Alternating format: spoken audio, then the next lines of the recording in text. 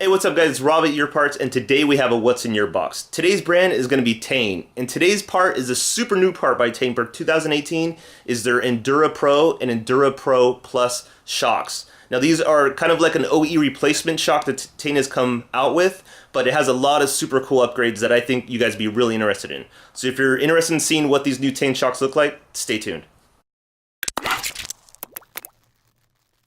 Bam, so here you go guys. These are the new Tein Endura and Endura Pro shocks. You can buy these ones separately now through Tein. These are not replacement shocks for the coilovers though. So I want to repeat, these are not replacement shocks for their full coilovers. These are pretty much replacement shocks for what already is on the car that you're going to use with an actual spring, either the stock one or a lowering spring. So let's get into it. Tein has introduced these for 2018, and these are pretty much somewhat of an OE replacement shock by Tein, but they offer a bunch of cool features behind them, which we're going to dig into. Now, right off the bat, you can tell the top ones are a McPherson strut, and the bottom one is just a normal shock. And these are for different cars, and I do have one that's an Endura for the McPherson Endura Pro for also. So we have both of them for each the shock and the strut, so I can show you the differences. To go over it again, so these are pretty much stock replacement fits, so you don't have to modify these shocks to fit the car. Pretty much it's a plug-and-play design. You don't have to do any hacking or welding or cutting, anything of that nature. And you can buy these per piece, so you can buy just a front left if you do buy a full set of these, or if you just want to replace maybe one for the time being of a blown shock, and maybe you just see how it handles for a while on the car, you can do that also.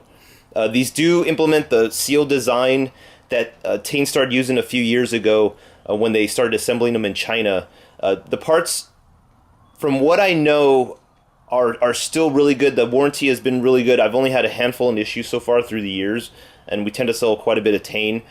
These are so new. Obviously, we haven't had any type of feedback on them yet, but this is just an unboxing just to show you guys what they look like and all the new features that are out there.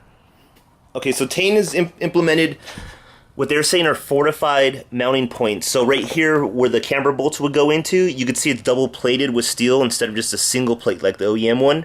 So it is a little bit thicker and a little bit more durable than stock.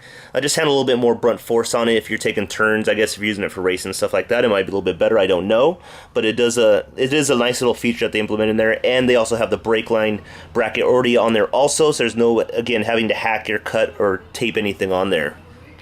They do still use the high-performance damper oil that Tein's always used in these, so what's gone into the Advanced Z and the Flex Zs also are being used into these shocks on the Endura Pro Plus. And as you can see, they still implement the green design with the rust-proof coating. As you guys seen through the years, these things just don't rust on the green. Obviously, if there is any issues, it's mainly with the suspension breaking down on the inside, or just maybe a misuse of some type, maybe going too low. But they do also implement the rust-proof coating on all of them now. One super cool thing about these is they actually have an internal bump stop. I'll attach a picture of it just so you guys can visualize it, but it's something where I thought you still have to use the actual one that's going to come on your stock strut or shock, or that little plastic looking thing that kind of wedged up right there. I guess they're saying that you could take this one out now with these shocks, which is pretty cool because it has an internal one already built in.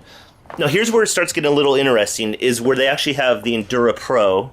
So here we have an Endura Pro. This is a McPherson style strut, and then we have the shock, which on this one that's the Plus, and then we have the Endura Pro right here. So here's the Endura Pro shock, and this would be like maybe on a Civic, a lot of the Hondas, kind of the older Hondas and Toyotas and stuff like that, Nissans, and then the McPhersons are going to be made on a lot of the newer cars, especially on the front ends, are where these are going to be implemented. So here's where the differences start happening.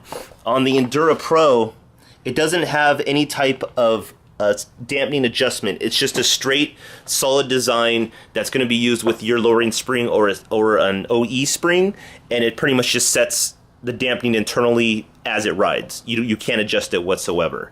And on the Endura Pro Plus, there you go. As you can see, it's the same style. Everything kind of matches, but up here on the top, you have an adjustment knob, and it's not anything like you guys are used to where it has the big knob and stuff like that and all the arrows. It's just a very small one, very non-discrete kind of knob, and it is adjustable 16 ways. One thing I did read about these is that the Endura Pro Plus are actually going to be compatible with the EDFC, so that's kind of super cool.